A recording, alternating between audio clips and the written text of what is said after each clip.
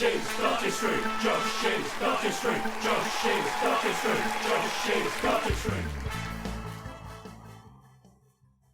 Good morning, good afternoon, or good evening, wherever you happen to be, or what time you ever happen to be listening to this. The Josh's Dartistry podcast.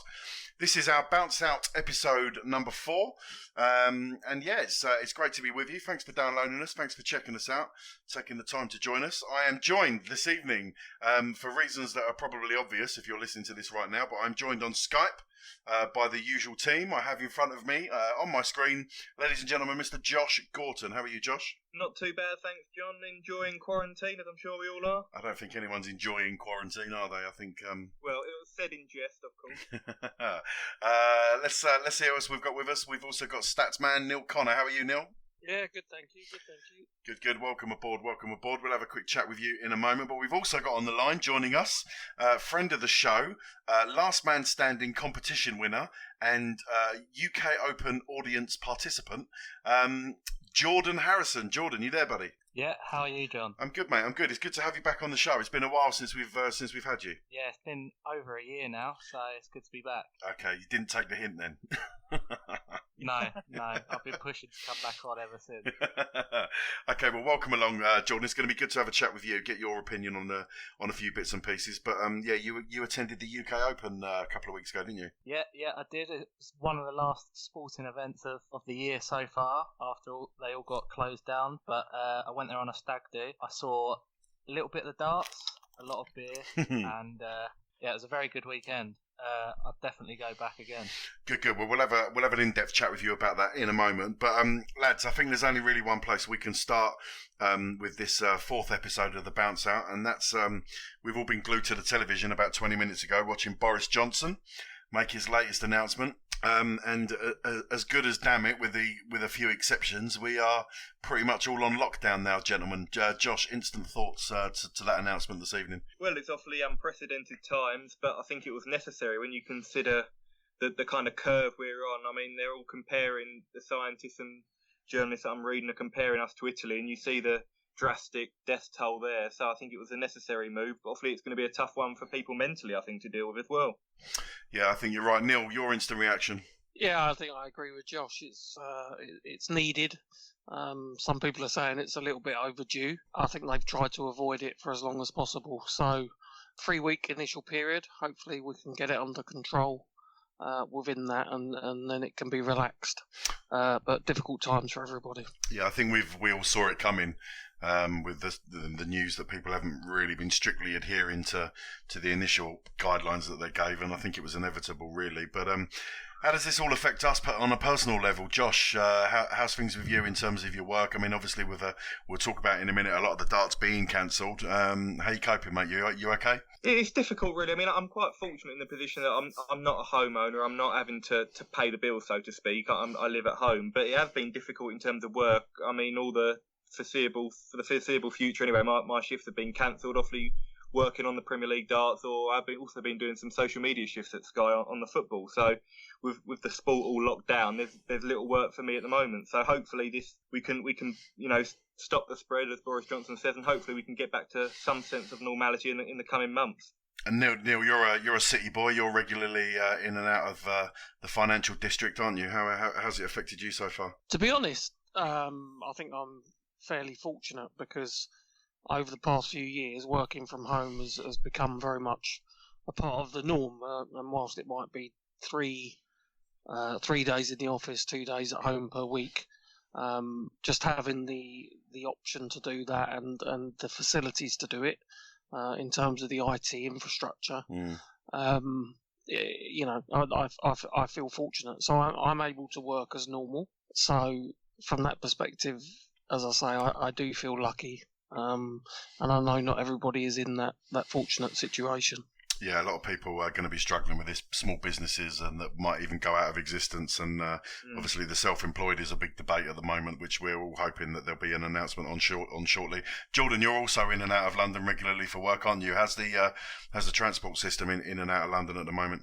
Well, I've been working from home for about 2 weeks now. Right. My company took the option pretty early, so I haven't been into London that much. From what I've heard, it hasn't really helped so far. the reduced train system has just caused more people to congregate. So hopefully now that there's been the official lockdown, that will all disperse. I think they've lifted the congestion charge in London as well. So Yeah. if people have essential travel, I think there's more of an option now to drive in with the congestion charge being lifted, and hopefully some car parking tariffs also being lifted. So let's see. I think every time they've put measures in place, we're hoping that it's going to have a desired effect, and every time we've had to go further. So let's see where this leads. Well, Neil, you talk about tariffs being lifted. It's not just the transport tariffs and the travel into London. It's I also hear news this evening that firstly the WWE Network, we're big wrestling fans. You can now get that for nothing, which is good. I know Jordan will take up that offer, and also Josh, Sky Sports. You can have the option now to pause your subscription, but still receive the sports channels while they've got not a lot of sport to show.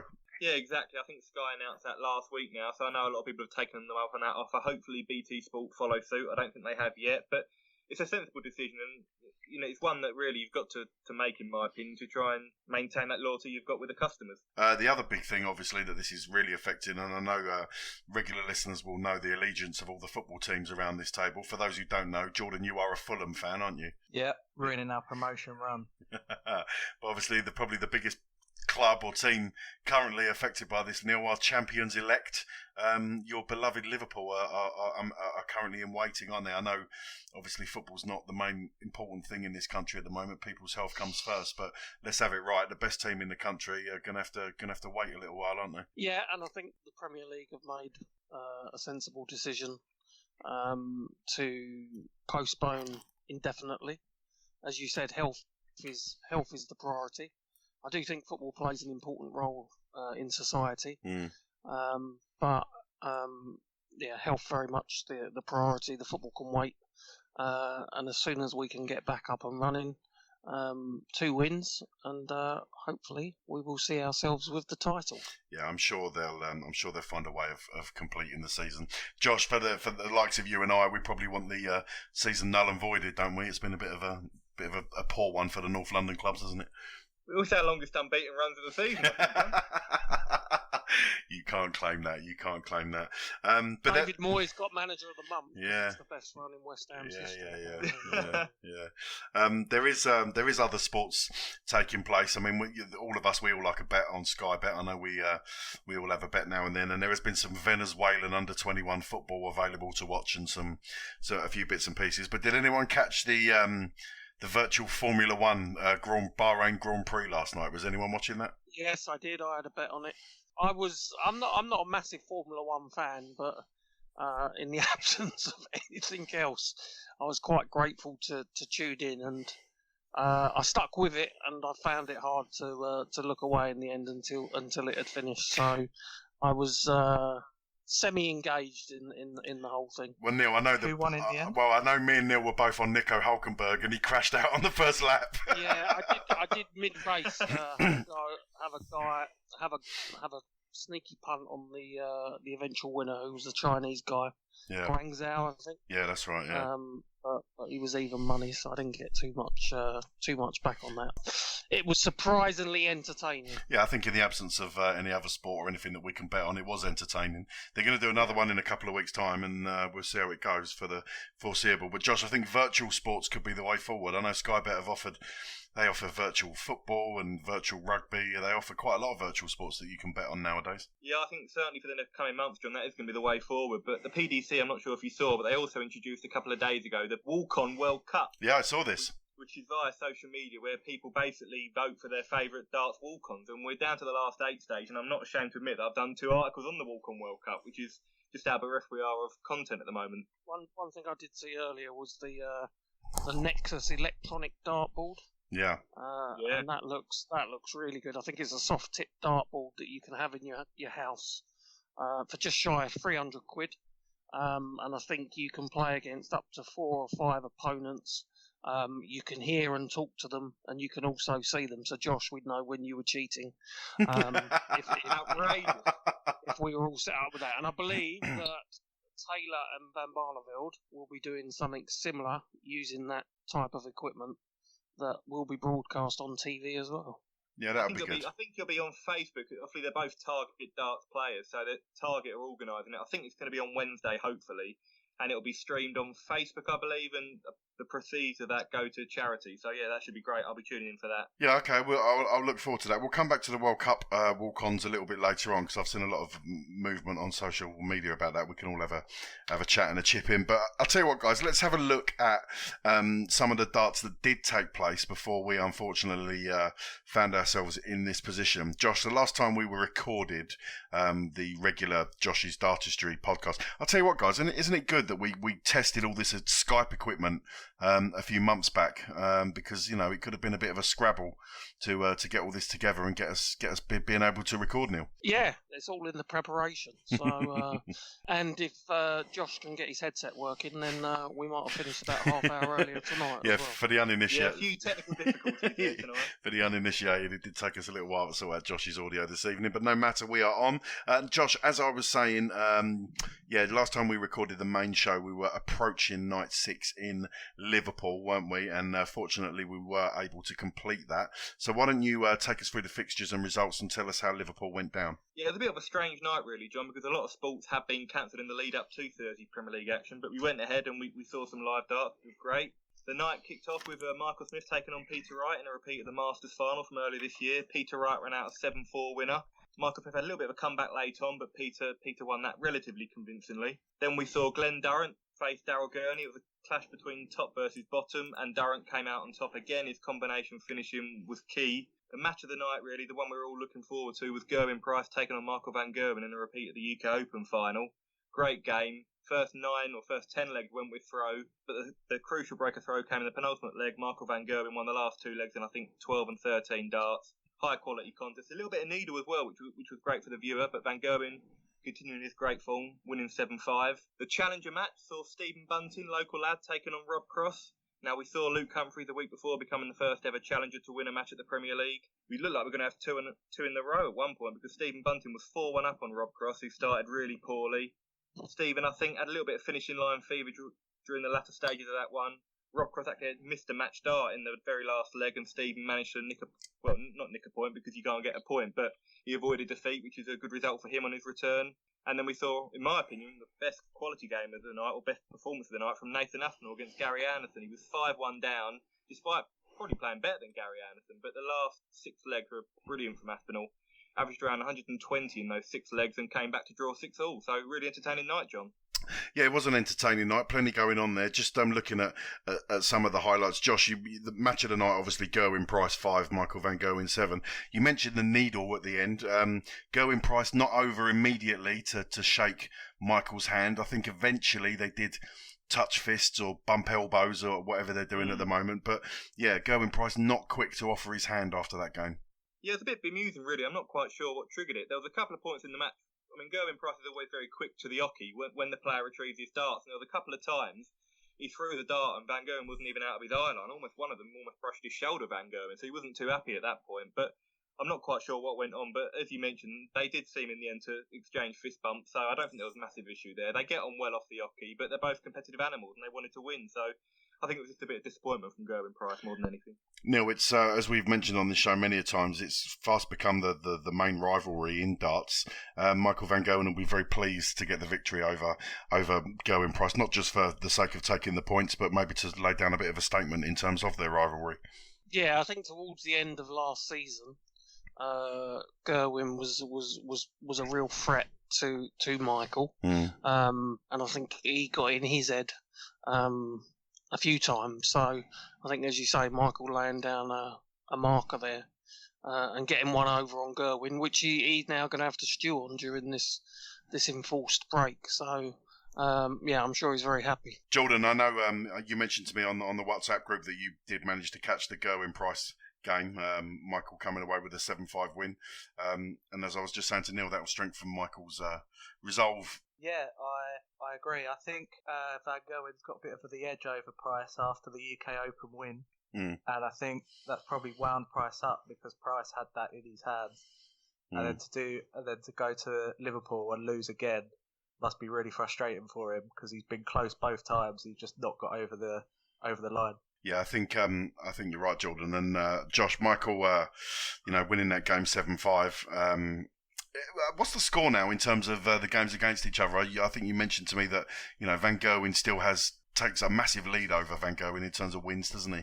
I think it's in the head-to-head. It's 21-2 in favour of Van Gerwen. So it's a massive difference in the head-to-head. But in fairness to Price, if you look at the last 12 months, say, when Price has really raised his level, even though Van Gerwen still won the majority of the game, they've all gone to either the final leg or penultimate leg. So it's been really close. Gerwen's getting there, but as Jordan said, it's just about crossing that finishing line. He did so at the Grand Slam of darts, but he hasn't been able to do so at the Players' Championship finals, UK Open, and the Premier League night. So it will be a frustration for him, I think, that Michael just keeps getting one over him in the latter stages. Neil, let's have a look at the last couple of games. Premier League keeping up the tradition of registering quite a few draws across the competition this year. The first draw of the night, second from last game, was Rob Cross 6 against challenger Stephen Bunting. I know you and I are both big Bunting fans. Nice to see Stephen not being defeated, but Stephen did take an early 4-1 lead, and Rob Cross managed to sneak back in it and rescue something, didn't he? Yeah, I think, as you say, good to see Bunting involved in the Premier League. It's a few years now since I think he made his. Was it the one season, Josh, that he was in the Premier League? Yeah, just the one in 2015. Yeah. So it was good to see him back. As you say, John, probably a bit disappointed because he did steam into that 4-1 lead, and then Rob managed to claw it back for a draw. And as you say, draws. There's been a lot of draws, and I think that probably shows that the playing field is fairly level with many of these players. And we do our own darts prediction, or we do our own score predictions every week. It's very, very difficult to predict the correct scores, and many of the games are ended in draws, as that one did. And then Josh, the last match of the night, another draw, as I've already mentioned. Gary Anderson drawing with Nathan Aspinall. A little bit of something for both players there. Gary struggling for form a little bit over the last few weeks, but still managing to nick a point off a very, very good Nathan Aspinall. Yeah, I fancied Aspinall to win this game in the lead up to it because, as you mentioned, John, his form Anderson's not been particularly good. He lost to Humphreys last week.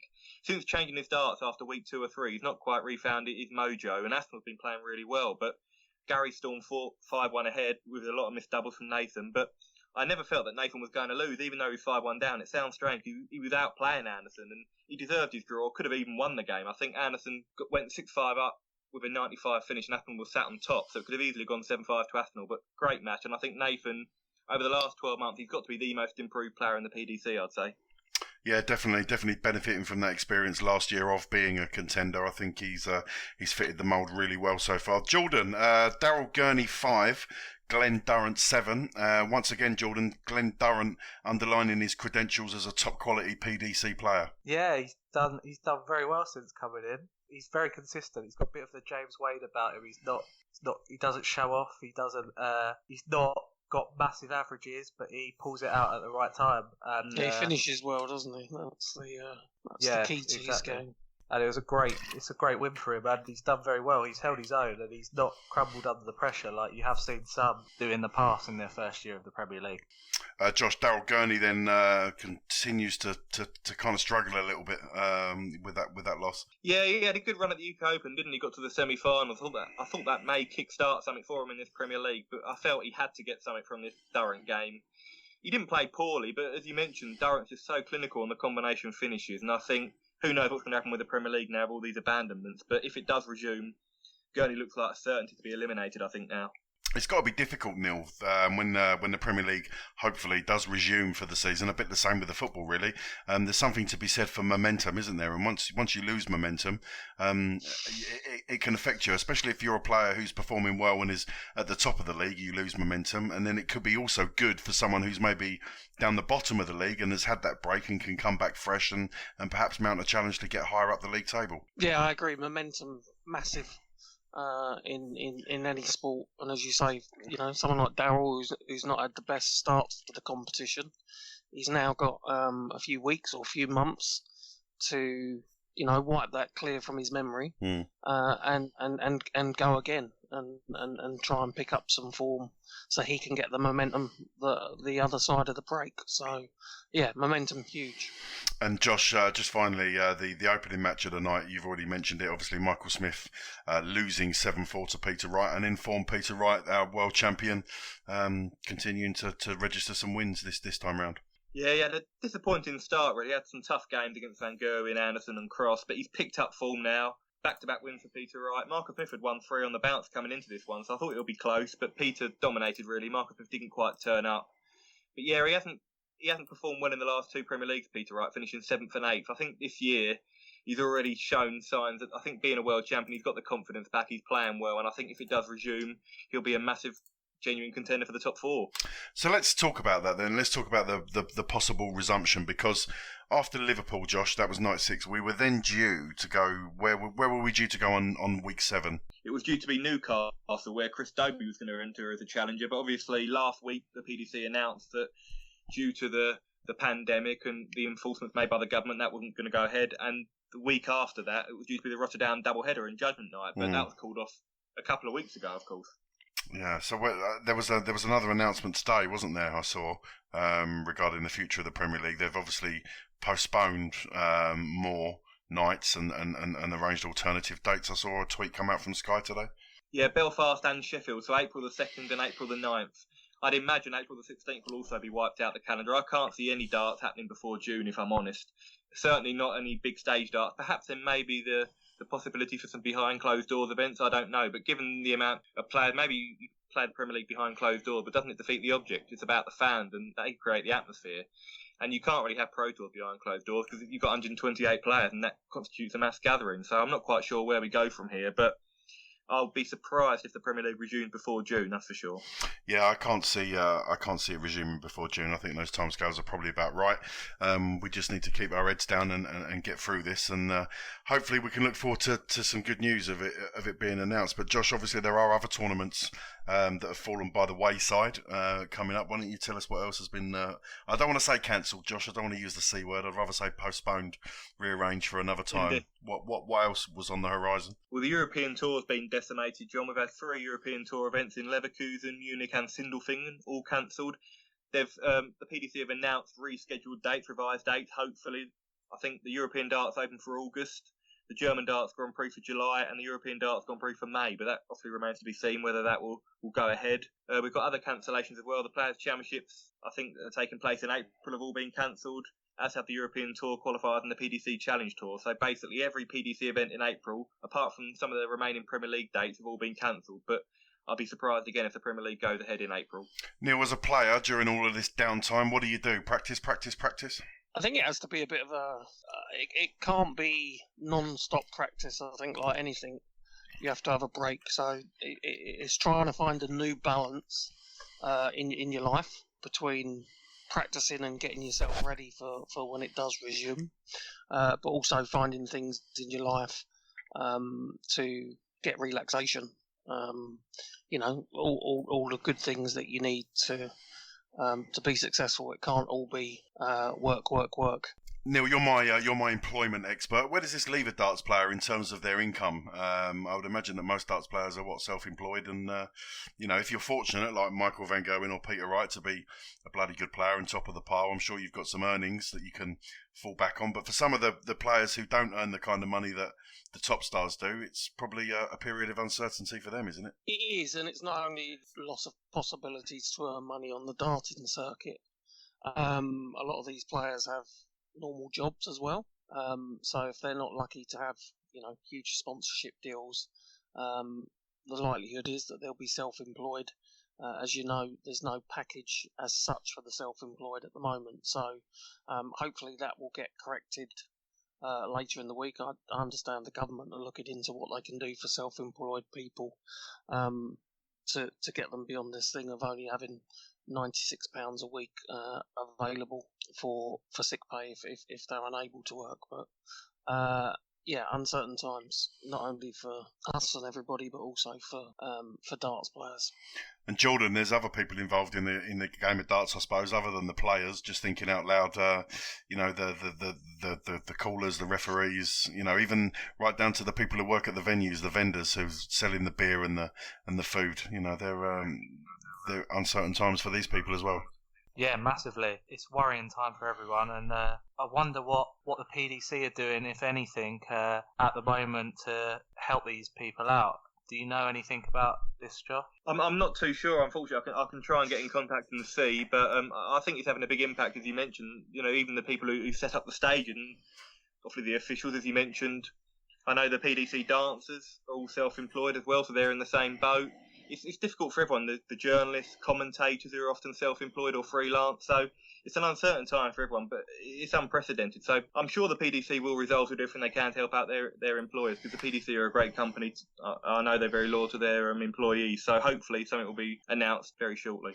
Says a lot about a man, Neil, when you ask him a question regarding the people who are going to suffer from this, and hoping that everyone's going to be all right. And Josh's first response is to talk about the PDC dancers. Yeah, I did find that. I did find that interesting that was the first thought that came into his head. Well, you didn't mention them, John, and I'm all about equality. I know you are. But that did tickle me. But God bless the PDC dancers. Yeah, I hope they're good. I mean, there's some friends of mine who are entertainers in that sort of business, musicians. A few of them have taken to doing online gigs and setting up like a tip page on things like Patreon or on PayPal, where you can watch someone either play guitar or play the piano and maybe request them to play a song, and then you can sort of tip them a quid. Sort of online gig market seems to be the way forward for some of these entertainers. Yeah, so I think like all these things, this is new to so many of us in this country. What it does is it does encourage new ideas. Yeah. And I think, as you say, you're seeing that with some of your friends. We've got the fitness guy who's doing something at 9 o'clock every morning, Joe Wicks. My wife tells me there was almost 1 million people watching that this morning. Nearly 1 million people watching that. So, yeah, despite the... Hang on, stop, Jordan. You did that. You mean you did the workout? Yeah, I did the workout literally just before we came online. I had to take 10 minutes out because I was knackered. Very hard. But I think it just shows that in difficult times and in terms of health, it's awful what's happening. People's creativity very much comes to the fore, and when we do come out the other end of this, I'm sure some of the things that have been created and performed during this period will continue as we get our lives back to normal as well. So full credit to anyone that's being creative and doing what they can to help people get through this. Yeah, no, absolutely, Neil. You're completely correct there. Josh, let's just have a quick look, shall we, at the only other remaining darts that took place before it was all cancelled. We had Players Championship 7 and Players Championship 8. Why don't you fill us in what happened? Yeah, well, I mentioned Nathan Aspinall being in good form in the Premier League, Johnny. He continued that good form all the way into Barnsley at the weekend, winning Players Championship 7, his second PDC title of the year. He beat Brendan Dolan 8-4 in the final. Now, Brendan's been in good form over the last 6 to 9 months, winning a couple of Pro Tour events. Nathan beat Michael van Gerwen 6-1 in the quarterfinals and then went on to win the title. And Players Championship 8 saw Ian White win his first Players Championship title for almost 2 years, which I find incredible considering his consistency on the floor. He beat James Wade 8-3 in the final, which is quite ironic considering James Wade knocked him out in the quarterfinals the day before.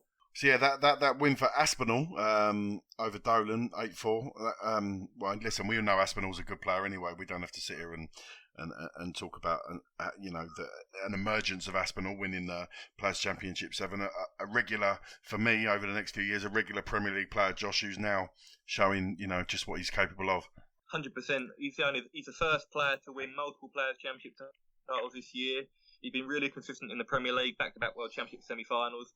He's still in the very early stages of his career as well, so there's plenty of room for development and growth, and I think he's going to be a top player for many years to come. He's an exciting talent for sure. And Neil, a win for Diamond White in Players Championship 8. successfully overcoming James Wade 8-3. And once again, we said it time and time again, proving what a fantastic floor player he is, Neil. Yeah, and I think that's the point. It's he performs almost as well as anybody in the Pro Tour events and European Tour. He now needs to get over this hurdle of taking it to the big stage for the major tournaments, because there's no doubt in that he's able to perform at a consistently high level that should put him at the point where he can challenge the likes of Van Gerwen and Gerwen-Price. Josh, any other standout performances from that weekend? We had a young Dutchman, Dirk Telneckes. He, former BDO player, won his PDC Tour card in Q School this year. Back-to-back semi-finals for Dirk Telneckes, out of nowhere, really. So great achievement from him, beating a number of top players on the way. Beat Peter Wright, I think, on the Saturday. So, yeah, well done to him. James Wade, as we mentioned, semi-finalist on Saturday and a finalist on Sunday. Good to see the machine showing a little bit of form, having quite a quiet start to 2020.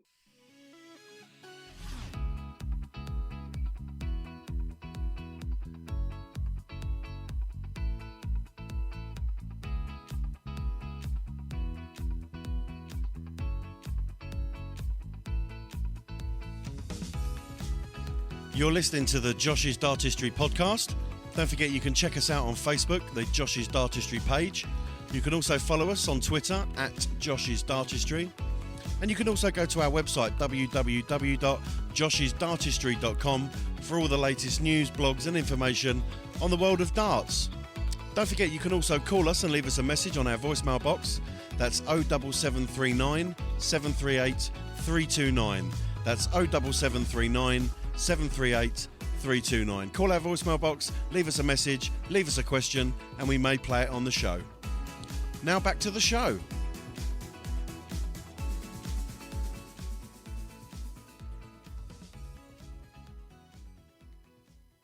This is Stephen Bunting, and you're listening to Josh's Dartistry.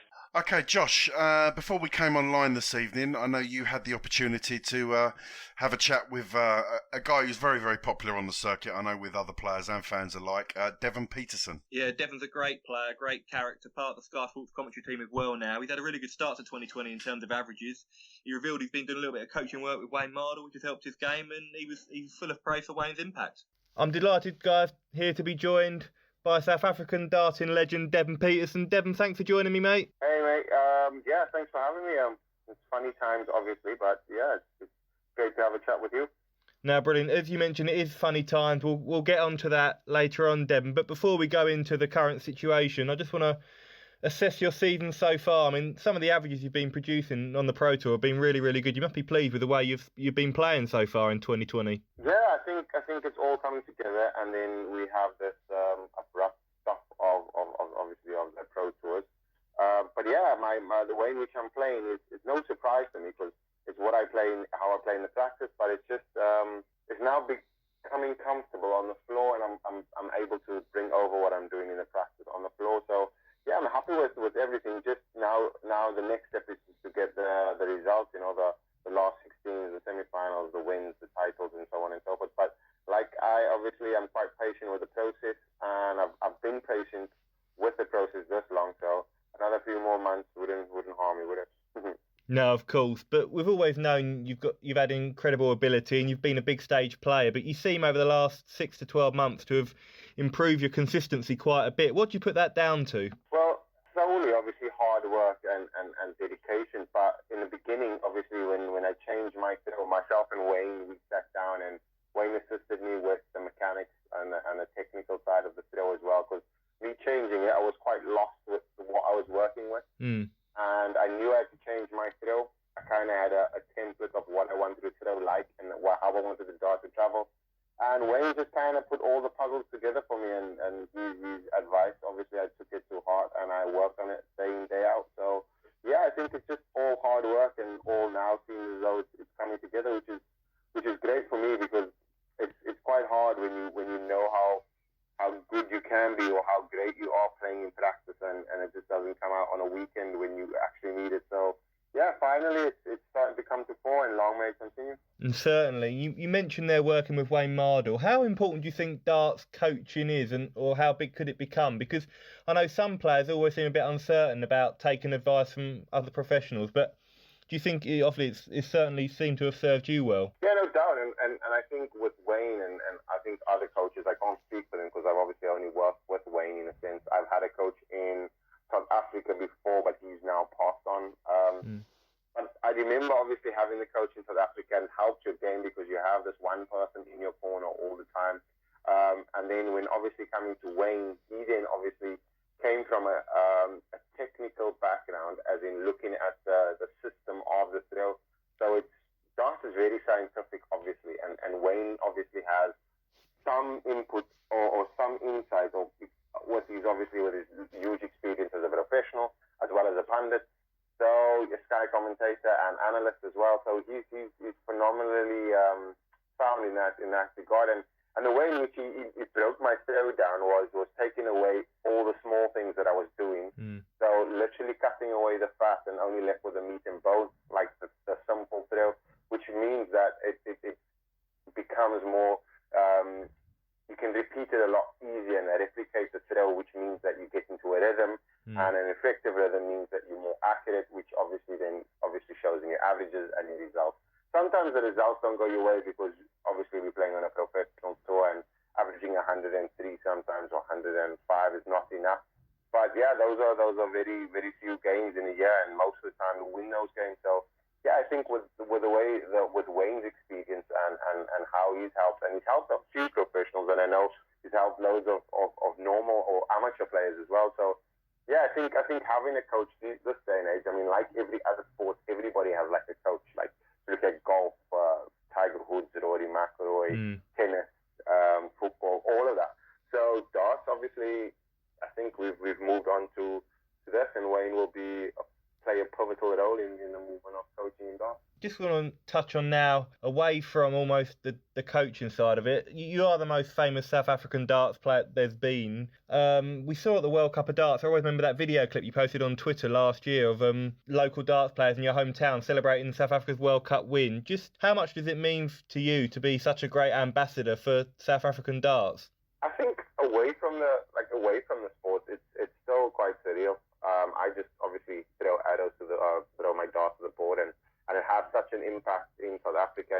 And obviously with me partnering with the JDC and having a JDC Academy hopefully this year, so depending on obviously what happens, and those kids that you see in that video, most of them will be part of the JDC Academy in Africa or South Africa itself. So it's fantastic, and obviously just leading the way and hoping to show the South African dart players that anything is possible, and if you want to make darts a living, I mean, there's ways and means, and just need to work hard. So if I'm that kind of guy and role model to show them exactly the way forward, then I'm pleased to be that. I'm just going to ask you now about, I saw on Twitter again earlier in the year, you and Jelle Klassen are doing a challenge for charity about trying to see who can lose the most weight. Now, how much of an impact is that having on your game, both mentally and physically? I mean, we've seen Rob Crossoffley lose 3 stone already this year, and how important do you think that could be for your game in the long term? Yeah, no doubt. I mean, the way in which how on the pro tour itself, or any tour that we do, or exhibitions,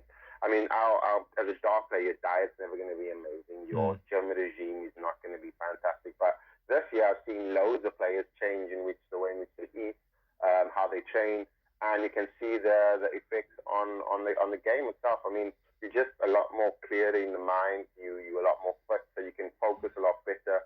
You're not as fatigued, because darts is normally a very long spell of games over the weekend, depending on how far and how deep you're going to tournaments. So it does take its toll, and eating correct and living healthy has benefited me as well as Jelle. I mean, we see how great he played in the UK Open, and he's come from an injury on his wrist, and he's obviously slowly and surely coming back to it and finding the form that we knew Jelle had when he was moving up the ranking so quickly in the last 3 or 4 years. But yeah, I think with the challenge that myself and Jelle had, we were saying at the World, we were having a chat, and he said, let's have a challenge, and we made it then about giving the donations to Make-A-Wish. And yeah, it's slowly but surely moving forward, but obviously we have a lot more pressing issues at this point in time.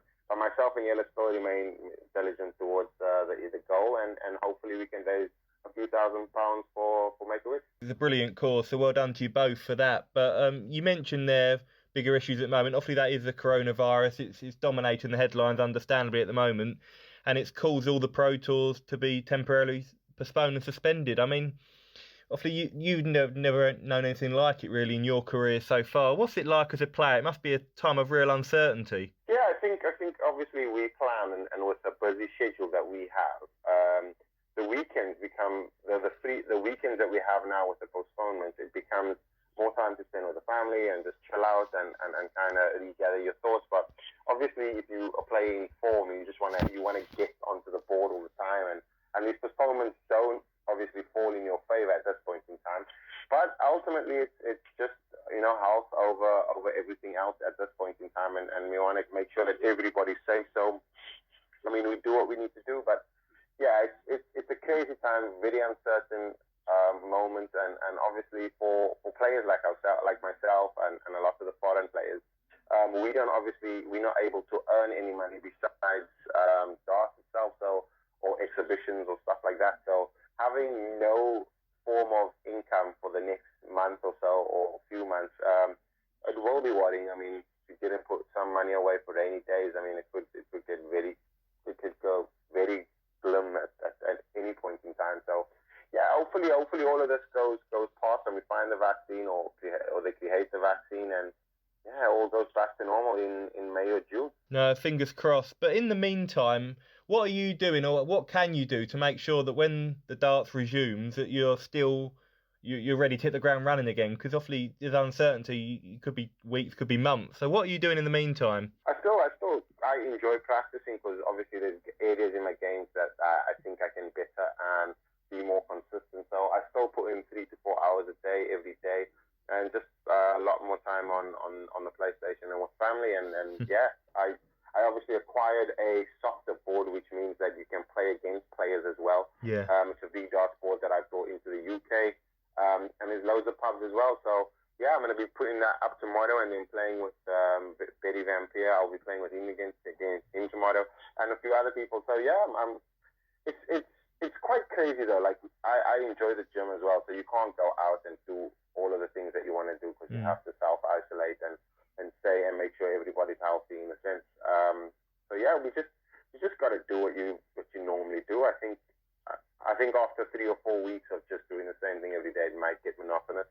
But yeah, we're only into the first week, so hopefully all things go well and everything changes it up. No, well, fingers crossed. It's been great to chat to you today, Devon. Thanks very much for giving up the time, and we wish you all the best for the rest of the season when it does get back underway. Okay, thanks a lot, Josh.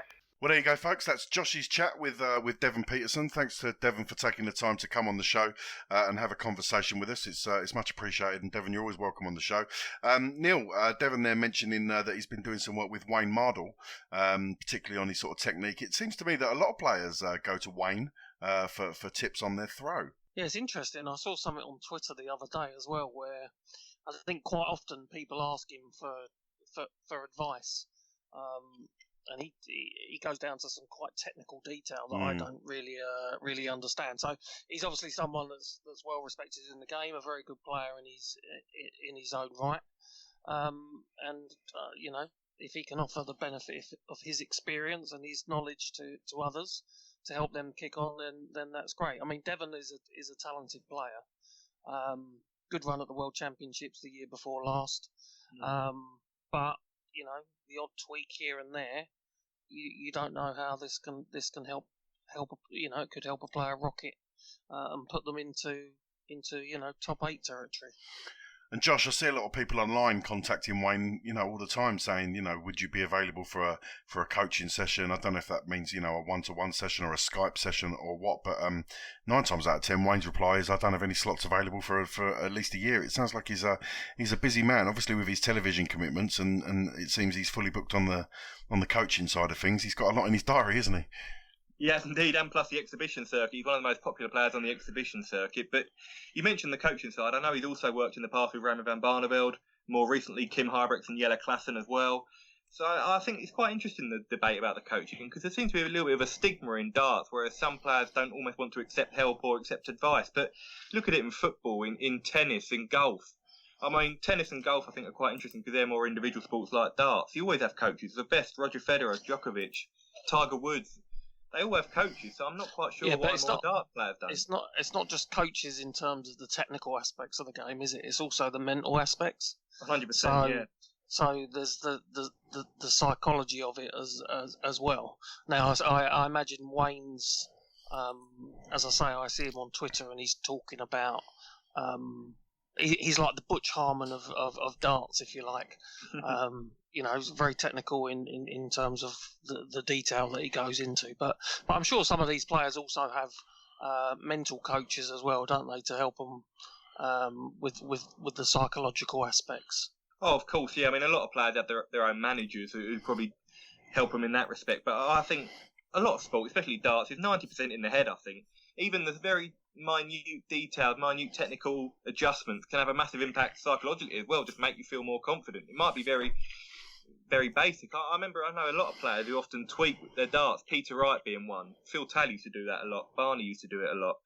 They're making adjustments where realistically it's not having a huge impact, but in their head, if they believe it's the right decision, it's going to have a massive impact psychologically, mentally. But the change of equipment, I think, can also go the other way, and it can also, you can almost There's end a up sign of with panic.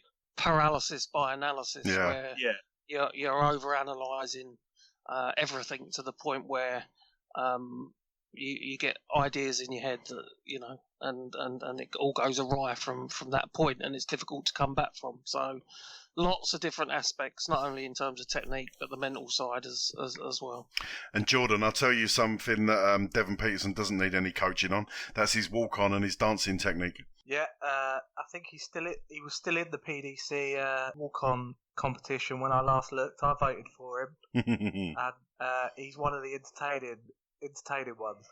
Yeah, he's got a very popular walk on, isn't he? He's got the song and the dance, and he's up there with Peter Wright in terms of the audience participation for his walk on. So we wish Devon all the very best for the remainder of the season, whatever that may be and whatever time frame that may be, Josh. And it was good to have a listen to that, Josh. It sounded like you enjoyed talking to Devon. Yeah, he's a great character, great ambassador for South African darts. Really, we don't have many role models. And it's quite interesting to get his insight on what he's doing during this pandemic where, there's no competitive darts. He's still working on his game, trying to make the adjustments, and hopefully he'll be better for it when the action resumes. This is Wayne Mardle, and you're listening to Josh's Dartistry. Okay, gents, let's move things on ever so slightly. As I mentioned at the top of the show, we're very fortunate to have friend of the show, Jordan Harrison, joining us for this episode. Jordan, you as I said earlier, you were fortunate enough to find yourself in Minehead, the fantastic, famous Butlins site, which hosted the UK Open. I think it'd be great if you just sort of told us a few bits about your experience and how you got on. I'll tell you what we'll do. Akin to Josh interviewing Devon Petersen earlier, Josh, why don't you interview Jordan about his experience, and he can tell us all about it. Yeah, definitely, John. So, Jordan, I mean, I've never been to the UK Open before. It's one I'd always like to go to, but I know you've been to the World Championship and some other tournaments. So how did the UK Open compare to those other events you went to? It had a very different feel. Firstly, because the journey took about 4 hours to get there. Oof. That's a bit of a trek from sunny Hertfordshire. How did you get there? We got a minibus. I went on a stag do for my friend. Unfortunately, the wedding has had to be cancelled now. Oh, that's terrible. It's been postponed till next year. That's so unfortunate. But I went on a stag do with my friend. There was 15 of us. There was a good group of us. We got a minibus there. Got to Minehead. It's only open to the darts fans at this time, so everyone is there for the darts. So it's a bit of a different atmosphere to if you went usually to Butlins in Minehead. Yeah, so everyone's there for the darts. So you've all got similar interests. You all go to the same places. Similar interest in terms of beer, you mean? Yeah, lots of beer, lots of cider. There was a lot of Welsh people there, so England were playing Wales in the rugby at the time. So I imagine the stage was very empty at that time because I was watching it and it was packed out in the sports bar just watching England versus Wales. Luckily, England won, which was good. And there was a bit of an English-Welsh rivalry the whole time. During the final, I think if you listen carefully, there was a lot of Swing Low, Sweet Chariot, and I did hear that. Welsh retorts going along, which was good fun. Overall it was a good fun weekend. And obviously the UK Open it's a multi-stage event. So you got the main stage, you got stage 2, and then the multi-boardroom, and you got stages 3 to 8. So did you kind of have a mix? Did you go to all 3 stages or visit one in particular? Not really. I stayed on the main stage. The other stages aren't that well signposted. Everywhere sends you to the main stage, so you have to actively look for the other stages. So as we were in such a big group, and the focus was mainly on getting very, very drunk, we stayed on the main stage for a lot of it. We got there late on the Friday nights. We missed the first and second round, I think. So we got there late on the Friday, and I think Aspinall was on the main stage when we got there.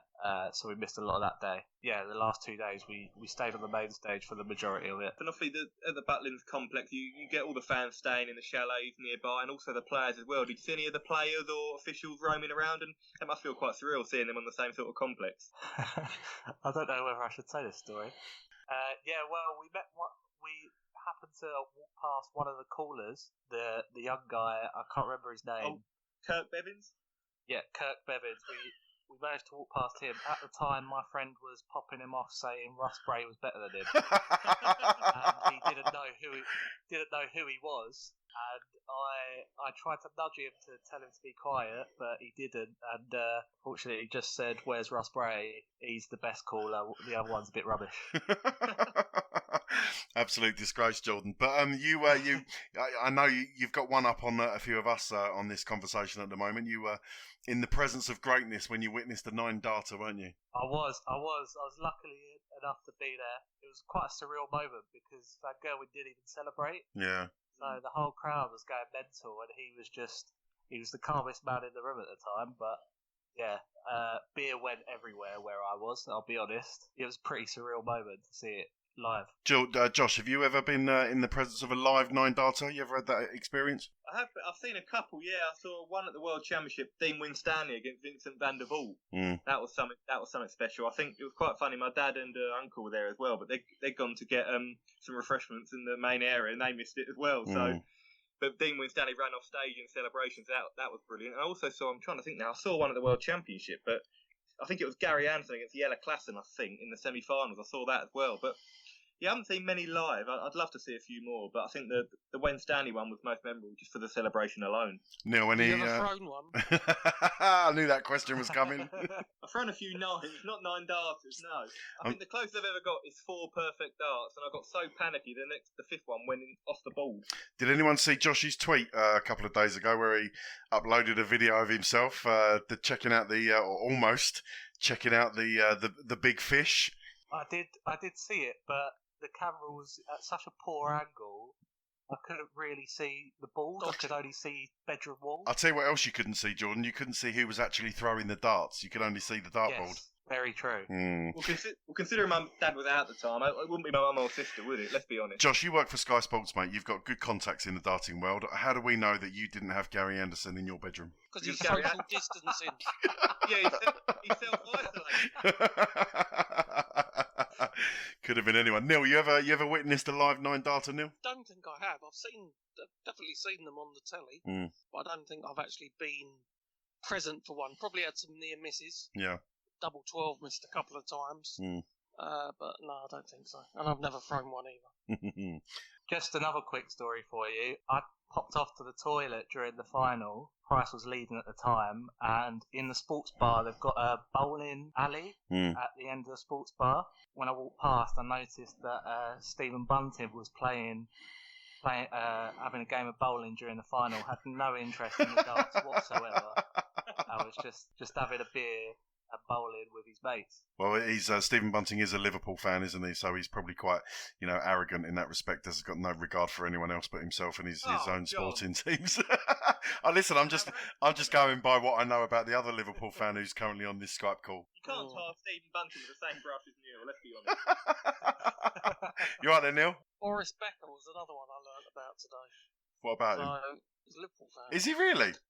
So him and Diego Maradona, the last 2 days have both found out about them. Yeah, they've both gone down in my estimation as well. You don't win the title for that, though, Neil. Oh, Josh, that's harsh. You certainly won't, will you? Oh, we've got a nibble. All right, let's move it back to the UK Open chat. Jordan, all round a good experience then, and would you go back? Yeah, definitely would go back. I think they have another tournament there.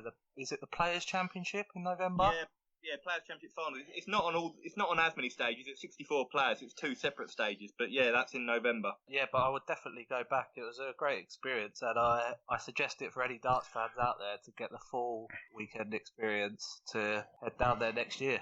Excellent stuff. Thanks for that, Jordan. Appreciate that. And as soon as we found out you were going to head down there, we always said that we'd get you on the show and have a chat with you about your experience. Unfortunately, due to our availability and your availability, it's taken us a while to get you back on the show. But we appreciate that, mate. And yeah, glad you had a good time. And the guy you went for, the stag do, I hope he manages to rearrange his wedding and get that on at a later date. I mean, being in the hospitality business myself, I've been speaking to a lot of bride and grooms over the last month or so, and had tears down the phone, people cancelling, and yeah, it's not been nice. How is your mate, Jordan? Is it everything good?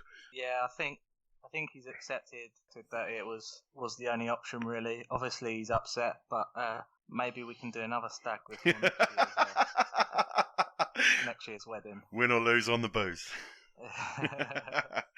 Nice one. Thank you, Jordan. This is Nathan Aspinall, and you're listening to Josh's Dartistry. Right then, chaps, let's have a look at a few news items that have been going on in the world. Let's throw it over to the other code, the BDO. Josh, absolutely massive announcement from the BDO. Yeah, you mentioned it, John, as burying news, and you may not have been too wrong there. Yeah. Last week, Des Jacklin resigned as the BDO chairman after less than 2 years in charge. Now, he's been in charge since August 2018. He's presided over probably the most turbulent period in the BDO's history, really. We had the World Masters debacle last year, the BDO World Championship moving from Lakeside to the Indigo O2, and although the venue wasn't an issue, the prize money fiasco, the WDF, the World Darts Federation, refused to associate themselves with the BDO. There was a lot of issues, and Des resigned on Wednesday, I think it was, and he released a very short statement on the BDO website, but a monologue on his own Facebook page. But on the BDO website, he simply wrote, "After many months of thoughts and deliberation, I have made the decision to resign my position as BDO Director Chairman and CEO with immediate effect. I wish all my success to the successor and the BDO for the future." So, short and not so sweet from Des Jacklin there. Yeah, I found it really interesting that how the sort of announcement came out. As you mentioned there, the longer message was on Des's own Facebook page. If you want to head over to there, you can read it if you wish. Yeah, short and sweet, Josh. Where does this leave the BDO? I mean, lots of rumours circulating, as there always will be, of course. A couple of names thrown into the hat of people who may possibly take it on. But yeah, in need of some real leadership, Josh. Someone needs to come in there and almost rescue the BDO, don't they? Yeah, it's a period of uncertainty for everyone, I think, and the BDO has certainly fallen into that bracket. I mean, in fairness to Des Jacklin, he did inherit a tough situation. We can't say that the issues that have arisen during his leadership are all self-inflicted. There were a number of issues before that, but it hasn't gone to plan. I think whatever he tried, it just didn't pay off, and the WDF have announced or revealed their intentions to host their own World Masters, their own World Championship. So I think the BDO are in a massive period of uncertainty now, and it's quite a worrying time. I mean, I'm not sure who's going to take it on. It's a massive job, let's be honest. It's a massive rebuilding job for anybody. I mean, personally, I wouldn't want to touch it with a barge pole. That's just me personally. It's a massive, massive job. So I'm not too sure where they go from here, to be honest, John. Haven't they also introduced a new PR company as part of that statement? Well, that's what I've heard. But, I mean, if you look on the BDO's official Twitter account or social media accounts, they haven't posted any BDO news on the Twitter account since Wayne Mardle won the BDO World Championship in January. 12th of January was the last tweet. So, and all the Facebook posts have been about Torremolinos, which eventually got cancelled due to the coronavirus pandemic. So there hasn't really been any news or any substantial information, because Des Jacklin did speak after the World Championship saying the future was bright for the BDO. He'd held positive talks. He was due to hold more with prospective sponsors and other media companies, as Neil just mentioned, but he didn't reveal any details of how the talks emerged. And I'd imagine from his resignation, they weren't particularly positive. Neil, that was a question I was going to ask you. Do you think the cancellation of things like the Torremolinos event and other upcoming BDO events, a lot of the international ones where, you know, they're expecting entrance fees to come in, and the coronavirus has obviously put the kibosh on a lot of that, do you think that's had an impact on Des's decision? Yeah, I think he's had a nightmare time. Probably chairman during the most turbulent period in BDO history. So, you know, there were some some things that he did want to do. I think he did. He got venues for the World Trophy, the World Masters, and the World Championship. He got them broadcast live on Eurosport. But I think when you see, I think you just look at the World Championship, £100,000 to Glenn Durrant the year before for winning, 23,000 for Wayne Warren this year. Doesn't send a positive message. And as an individual, when you're kind of swimming against the tide sometimes, there comes a point where you just throw the towel in, I think. Josh, the name that keeps cropping up time and time again in terms of someone who might come in and take it on, Wolfie, Martin Adams, thoughts on that?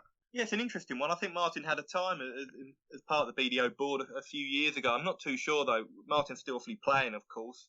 And as I mentioned, John, it's a massive commitment. And I think it needs someone with that business acumen. I'm not saying Martin hasn't got it, but I think it's a massive rebuilding job, and I'm sure he'd have a lot of support from BDO fans and members alike, because he's a very popular figure, a very respected figure in the BDO. But I don't think, and this is no disrespect to Martin, I don't think him simply taking over will suddenly solve their issues. I think they're more deep-rooted than that. Yeah, I mean, if Martin was to take the job on, I'm sure he'd have to surround himself with people who've got expertise in all different areas of the business, whether it's from a financial point of view, a marketing point of view.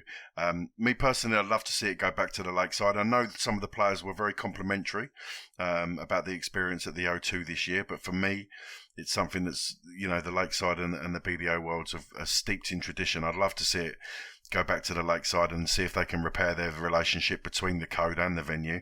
But Jordan, the BDO will always be an important code for me. I think it's proved itself to produce these fantastic players who can then step up to the professional game, and no one wants to see the BDO disappear. Would you agree with that?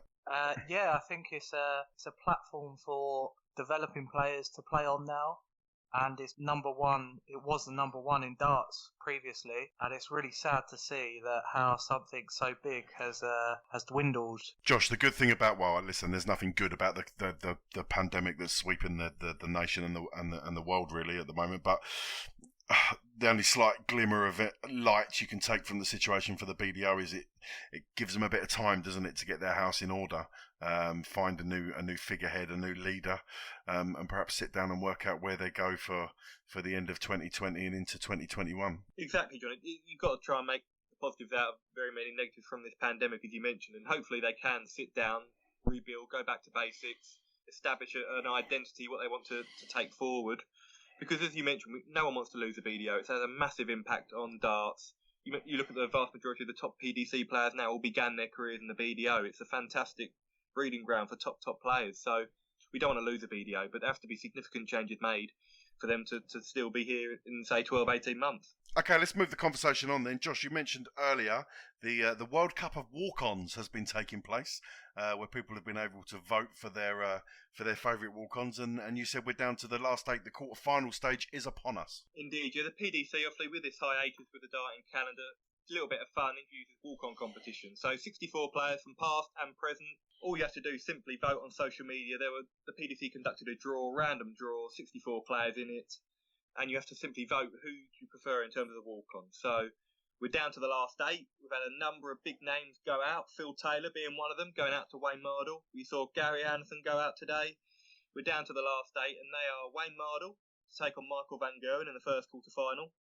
Devon Petersen and his walk-on against Robert Thornton and the Proclaimers in one quarter-final. We've got Darryl Gurney and Sweet Caroline against Eye the Tiger for Raymond van Barneveld. And Dave Chisnell against the world champion Peter Wright. So let's go through them individually. Mardle v MVG.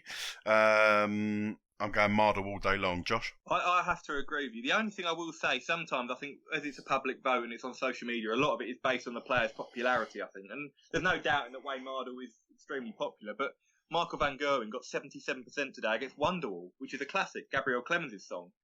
So I'm not sure if they're voting for the player or the actual walk-on, but I think, Mardle for me. Neil, Mardle, MVG, where you going? MVG. Oh, Jordan? I agree. I agree, MVG. Can't beat a bit of Seven Nation Army.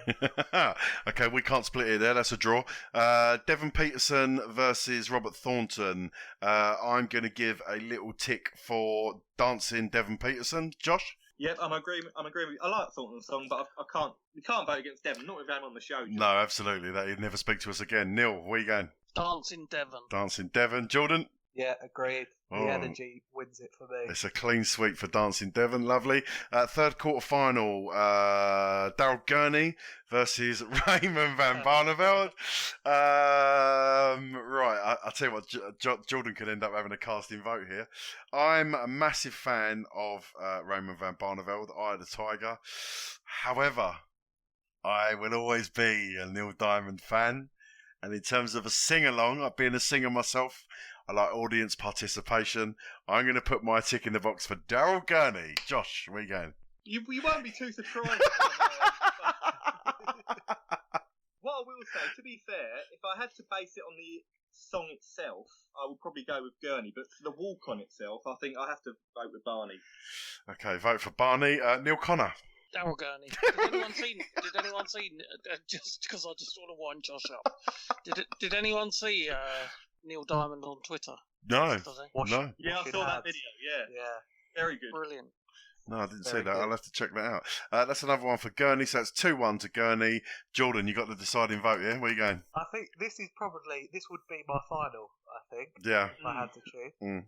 But being at the UK Open, the one that I wanted to listen to was Sweet Caroline, so I'm going with Daryl Gurney on this one. Daryl Gurney wins that for us. Obviously, this is an unofficial result, Josh, so don't panic, mate. RVB could still win that one.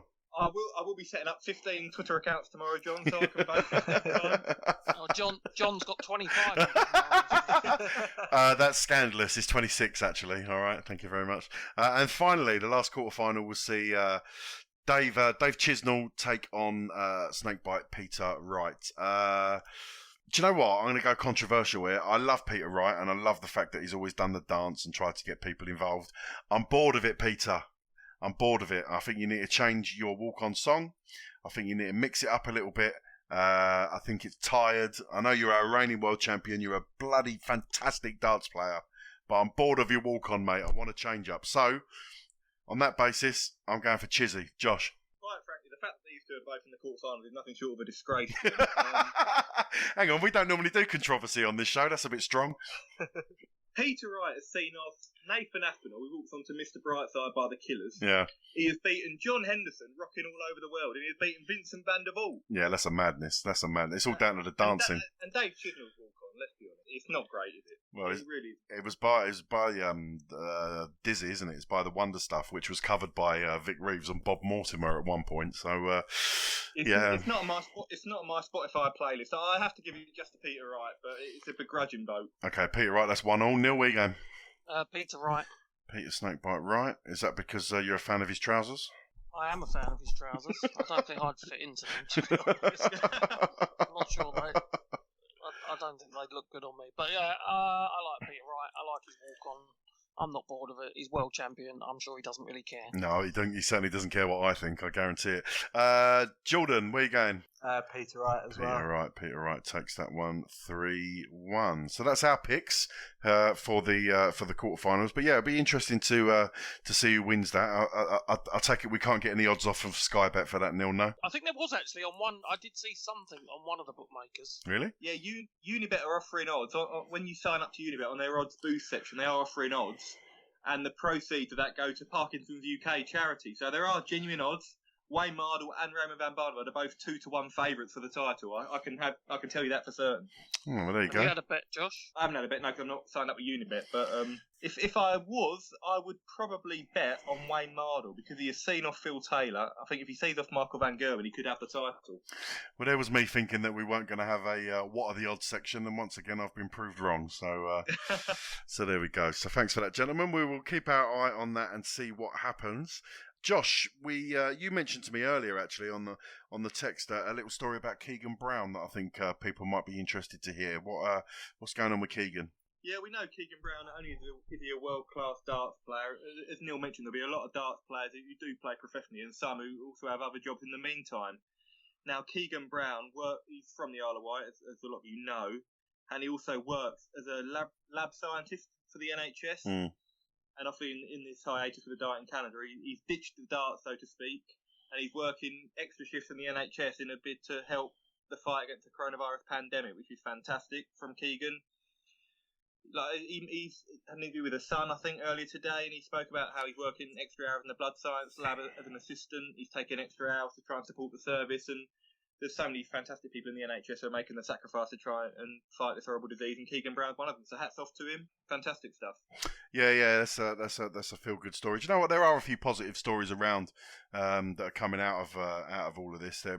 And as I was mentioning to you guys earlier, hopefully, going forward, once we are out of lockdown and the virus seems to have calmed down a little bit, we can all look forward to celebrating, and getting back to normal life. And normal life will return.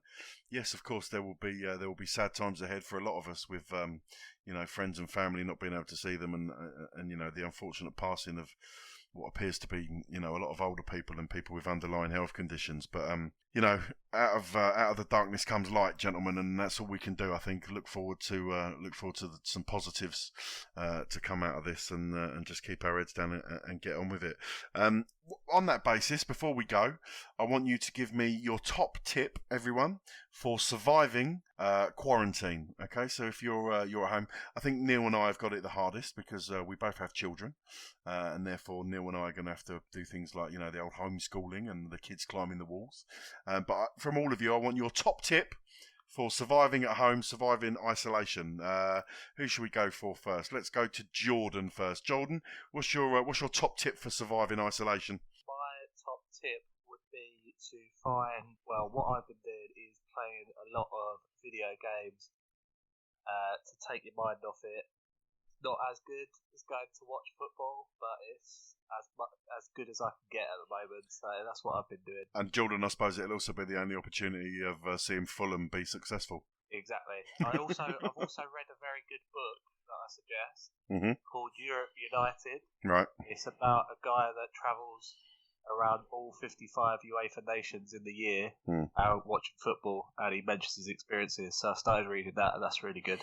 There you go, guys. A little tip for you. If you're looking to get a book, you can probably get it online, I would imagine, or get an audio book or download it to your Kindle. So there's Jordan's top tip. Neil, what you got for us? I think just take time out to make sure that you're doing the right things in terms of exercise and things to protect your mental health. So for those that like meditation, do some meditation, do some yoga. There are still things we can all do at home. A positive and healthy body will stimulate a positive and healthy mind. So do take time to do exercise because I think it will help greatly. Yeah, great shout. My tip's going to be in the same sort of vein as Jordan in terms of the entertainment lines.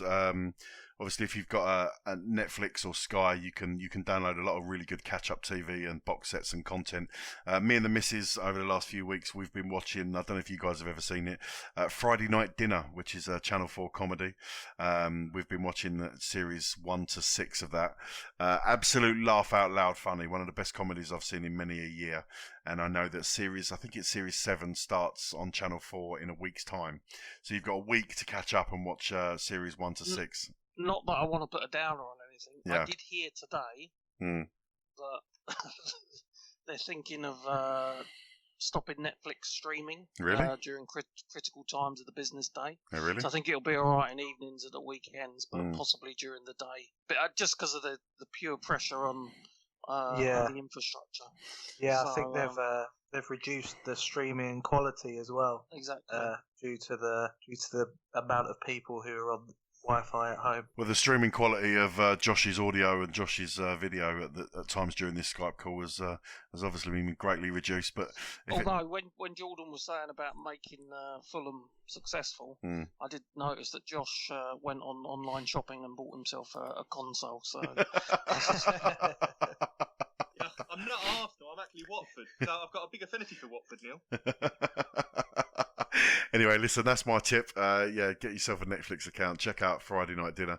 You can also share, if your parents are isolated and they don't have, access to this, you can share your Netflix accounts with them, and they can watch stuff. And obviously, wash your hands, sanitize your hands where you can. Stay safe. Josh, top tip for quarantine. What you got? Similar vein to Neil, really, about exercise. I think it's great, not only for the body, but it stimulates the mind. I'd also say try and channel anything into a positivity, really.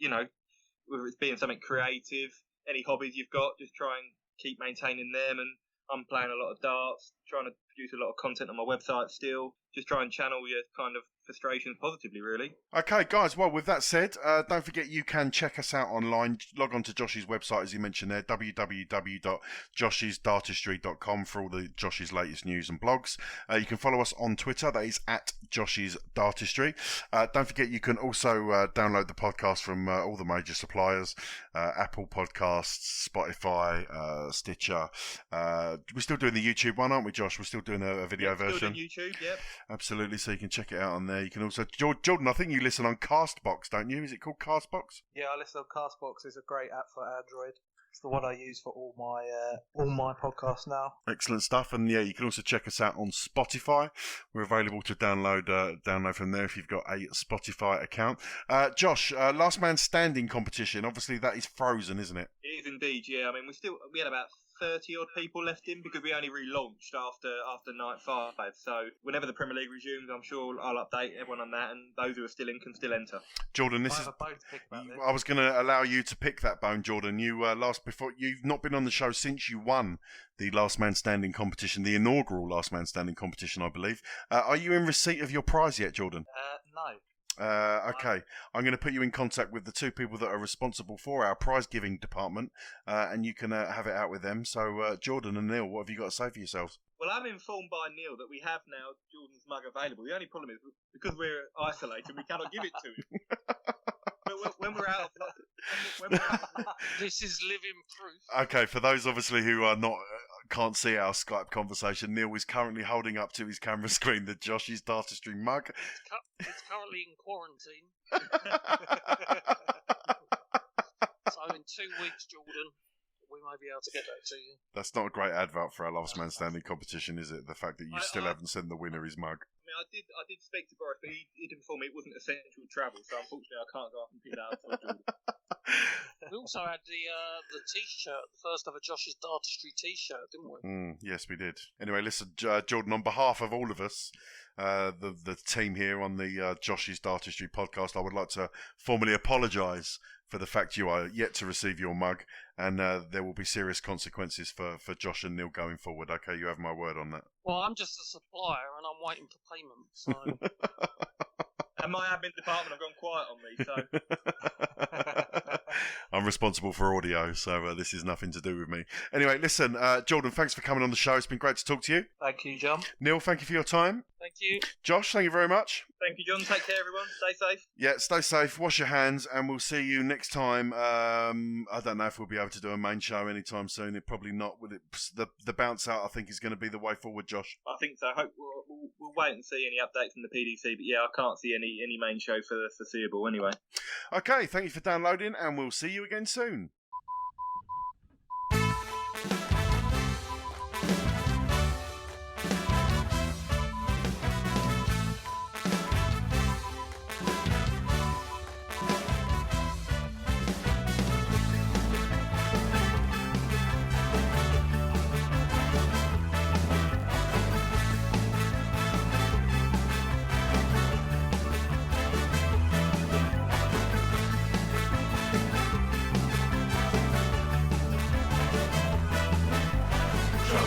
Dartistry, Josh's Dartistry, Josh's Dartistry, Josh's Dartistry.